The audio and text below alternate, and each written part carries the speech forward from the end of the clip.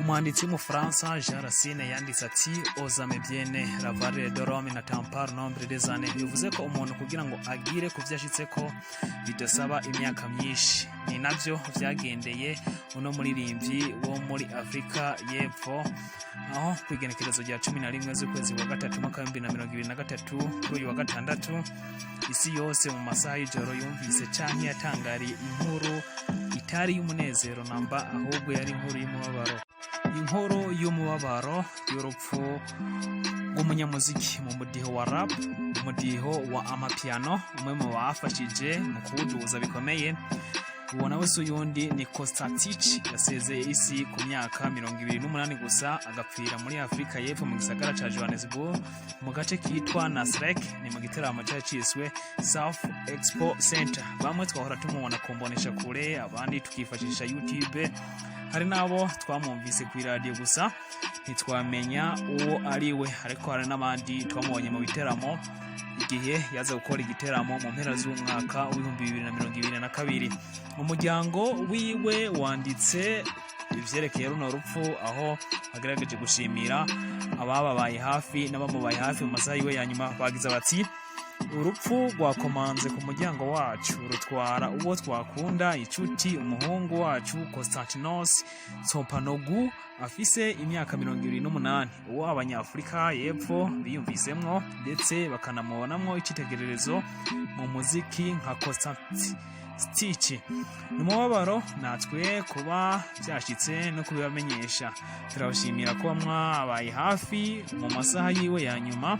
Umuhungu wacu aha ku isi nk'umuryango turacari mu bibazo byo kubura uwari aturi hafi. Umuryango wa Tsopanogu urabashimira kubufasha mwamukoreye, ndetse muzobandanya mukorera mu buryo bw'impemu naho atakiri ku isi. Dufashe rero kumusabira dusenga. Ni urupfu rushitse inyuma y'uko mu kwezi guheze kwa kabiri umuririmbyi aka mwamenye mu muziki nka You Make Me Sing barimbanye na Diamond, nawe byari byashitse aho yarasiwe mu gisagara cyo muri Afrika y'Epfo neza na neza mu bumanuko. Uyu munsi rero tugiye kurabira hamwe amateka yaranze uno munyamuziki Konstantinos Tich. Rero reka tubanze tubasaba mu subscribe kuri channel YouTube yacu, mugire like kugira ngo muzoze murabona ayandi makuru atandukanye kuri ino channel yacu.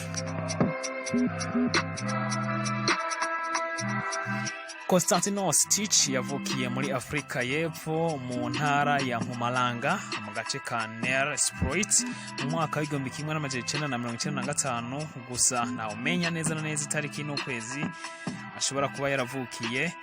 Yavukiye mu muryango wa Gikristo se w'umugiriki, naho nyina ari umunyafrika y'Epfo.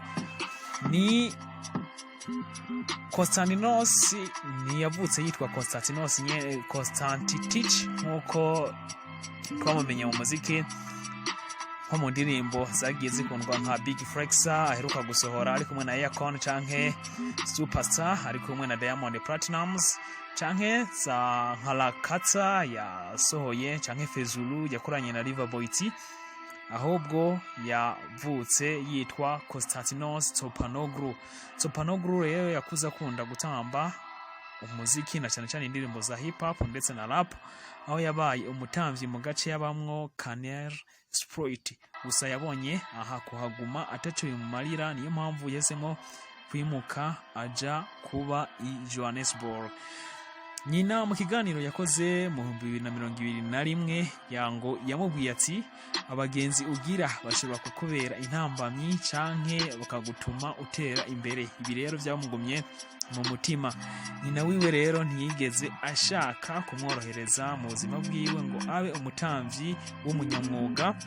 Ibi akaba ariyo mpamvu yahisemo kumuva haruhande, ahubwo akimuka agifise imyaka 15 gusa, aho yegereje abagenzi biwe nka Benchir. We nawe bajana mu mwaka wa 2014 i Johannesburg yegurira gutamba nk'umwuga wiwe. Benchir, Kostatic, Tumi Tradin na Platform Stis bashinze umugwi witwa Stis Dance biyeguriye ndetse bavyiyegurira nk'umwuga, aho vyabagejeje aha arenze ku myaka 14 ku mwanya wa 14 mu batamvyi beza mu mahiganwa yatunganijwe mu midiho ya hip hop, aho bagerageje bari kumwe n'uwo mugwi witwa Stis Dance kuja mu mahiganwa ya hip hop, aho ku rwego rw'isi babaye aba 14. Kuva ubwo mu mwaka wa 2014 yatanguye kuza aratamba indirimbo z'abandi ivyitwa choreography, atangura kuza araronka udufaranga duke duke aziganya. Ibi rero bikaba ari byo vyaje gutuma atangura gushinga umudiho utari umenyerewe cyane, umudiho wa amapiano. Nyuma yuko akoze indirimbo Yes Activate igakundwa, vyaje gutuma uyu muririmbyi arabwa na benshi ndetse atangura gukorana n'abandi baraperi b'ibihangange muri Afrika y'Epfo nka Casper Nyovest. Yatanguye rero gukora indirimbo zitandukanye, atangura gukundwa muri Afrika y'Epfo ndetse no ku isi. Ubu butunzi bwiwe bukaba bwaharugwa mu bihumbi amajana 200 z'amadolari, hafi miliyoni zirenga amajana 5. Indirimbo ziwe rero zanditswe mu rurimi rw'Isizuru canke Kizuru, aho twatanguye kumenya mu ndirimbo nka Harakata, Fezulu, Sapasa yakoranye na Diamond. Yasohoye n'izindi ndirimbo zakunzwe ndetse n'ama extended playlist ndetse n'ama album, harimo nk'indirimbo nka Instinct, We Alert, Hit That Wall n'izindi. Kostatic rero yanasinye muri label ya Aircon yitwa Contact Culture, aho ndetse banakoze n'indirimbo yitwa Flexa. Kostatic rero yagiye akora ibiteramo bitandukanye, harimo n'amafestivale n'ibiteramo bitandukanye. Mu mpera za 2022 Kostatic yaje i Burundi ateramisha abarundi mu giteramo canogeye benshi abandaniza no mu Rwanda, kuko yari umwe mu bantu bamaze gufatisha umuziki wiwe hirya no hino. Mu 2022 rero niho tubona iyi foto ari kumwe n'abaririmbyi bo muri We Love Music, aho yari yaje gukoteramisha abarundi. Umuziki w'amapiano rero wagiye urakundwa ndetse gushika n'ubu ni umwe mu muziki ukunzwe cyane hano mu Burundi ndetse no muri Afrika muri rusangi. Yagiye rero arakora album zitari nke nka For Real Trappers Only, Foreign King, Kikikom Lands. Kuri wa 11 z'ukwezi kwa gatatu rero mwaka 2023 mw'ijoro y'uyu wa gatandatu, umuraperi Kostatic Konstantinos Sopanoglu yaguye mu giteramo mu gihe yari mu giteramo cyitwa Ultra Music Festival. Uyu muririmbyi ngo yarasanzwe afise ibibazo nk'uko inshuti ziwe za hafi zibimenyesha. Igiteramo indwara yitwa epilepsy, ari indwara yo mu bwonko, a disorder that affects the brain, nk'uko inshuti ziwe rero zabitangaje. Gusa vyaje gutuma asezera isi gushika kuri ubu.